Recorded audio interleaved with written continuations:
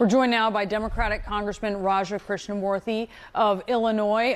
Congressman, thank you for being with us. One of your Republican colleagues, admittedly one who had touted the now discredited information from an FBI informant who was close to Russian intel and is now charged with lying. That colleague of yours characterized Hunter Biden as defiant and dishonest in this closed-door testimony. What's your perspective on how this was?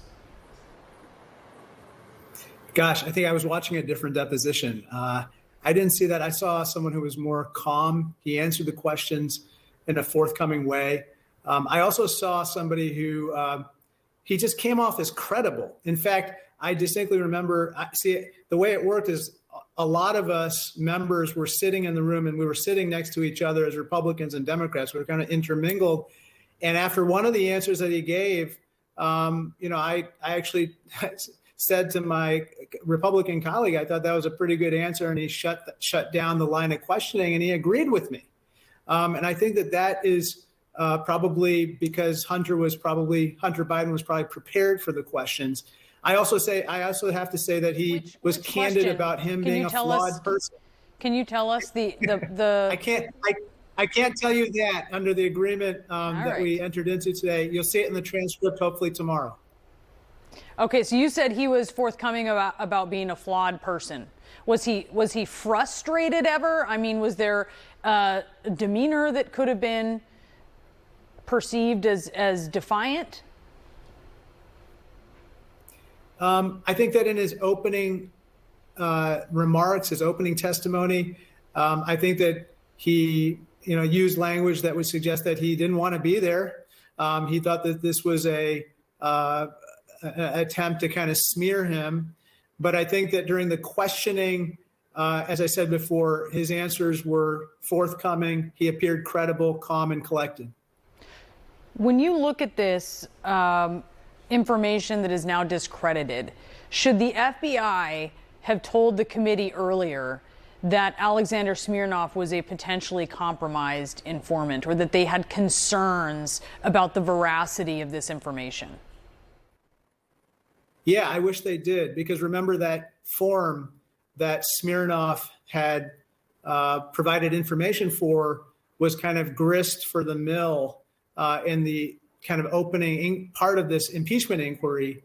And if we had known that Smaroff was potentially a Russian asset, that he was a liar, and that he was going to be indicted, I think that would have probably changed the character of the initial proceedings. We're wasting a lot of time here, Brianna, especially when the clock is ticking on a potential government shutdown on Friday. And here we are in a deposition of Hunter Biden on an impeachment of the president that's going nowhere. It's really alarming to see that kind of information gain legitimacy through the process that we saw in the House of Representatives with Republicans. But Democrats have also fallen for Russian misinformation in the past. I mean, you think of the Steele dossier. That was something that a Democrat had actually put into the congressional record.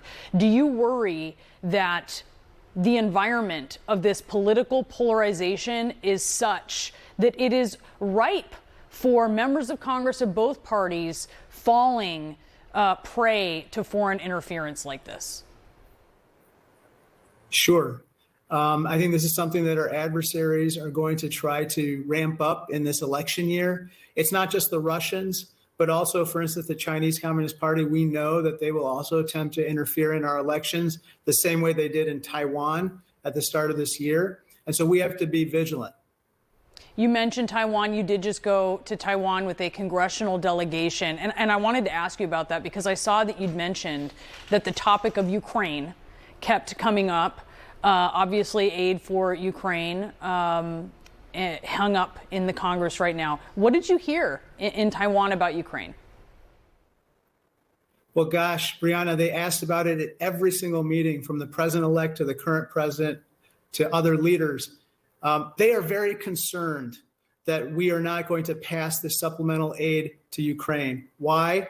Because they fear that a failure to provide that aid, a failure of the Ukrainians to prevail on the battlefield, will be viewed as an invitation for more aggression, potentially by the CCP, against Taiwan.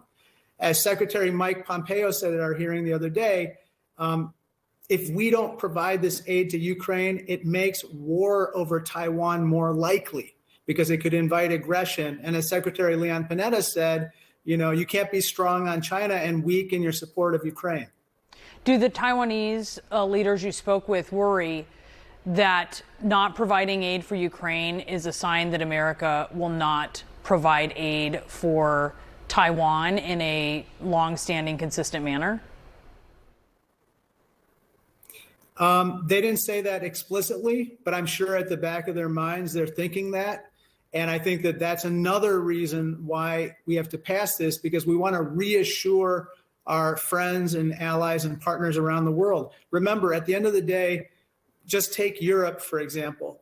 If we don't provide the aid that we want to for the Ukrainians in order for them to succeed, Putin's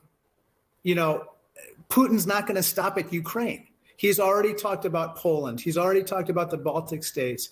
The Ukrainians are fighting a war so that we don't have to. If the Ukrainians don't prevail, then our people could be embroiled in such a war again in Europe. Congressman, thank you for being with us. Congressman Raja Krishnamoorthi, we appreciate your time.